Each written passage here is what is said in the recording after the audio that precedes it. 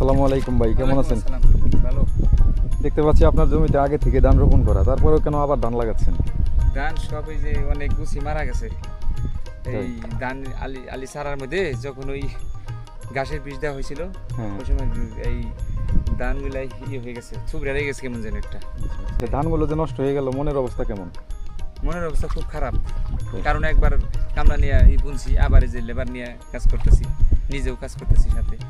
যে নতুন নতুন করে রোপণ করতে কি খুব কষ্ট হচ্ছে? হ্যাঁ হ্যাঁ, খুব কষ্ট হচ্ছে।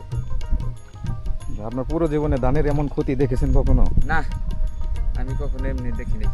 এবছরই প্রথম না? এবছর প্রথম। আগে কখনো দেখেননি? না না। আচ্ছা, আচ্ছা। এই যে কাদা পানিতে কাজ করছেন, সব থেকে কঠিন কাজ কোনটা? সবচেয়ে কঠিন কাজ হচ্ছে কৃষি কাজ। রোদের মধ্যে রোদের মধ্যে কাজ করলে এগুলো তো অনেক হার্ড, মানে রোদের তাপে সহ্য হয় না, অনেক লাগে, মাজা ব্যথা, তারপরে আপনার হলো এই চোখের সমস্যা, রোদ্রে মাথার ব্রেনের সমস্যা, অনেক কিছু হয়। কাজ করে খুব মোট কথা কাজ করা করি না আর কি। আচ্ছা, পরিশ্রম তো বৃথা না, এবার কেমন ফসল আশা করছেন? এবার আশা করছি তো আল্লাহর রহমতে ভালো, তো সবাই আশা করে, কিন্তু আমিও তো এরকম ভালো আশা করছি, কিন্তু আল্লাহ মালিকে কি করবো না করবো সেটা মালিকের ইচ্ছে। ধানের বদলে অন্য কোনো কিছু রোপণ করার আর কোনো কথা ভাবছিলেন কি? হ্যাঁ, কার্তিক মাসে যে সাথে সাথে ভুট্টা গাছ বুনছে, ভুট্টা ক্ষেত করছে অনেকেই। আমি ভাবছিলাম যে ভুট্টা ক্ষেতে করবো, তার মধ্যে এসে আমার বাড়ির মুরব্বী না করলে পরে শেষে আমি এটা করিনি। আচ্ছা, সরকার থেকে কোনো সাহায্য পাওয়ার আশা করেন?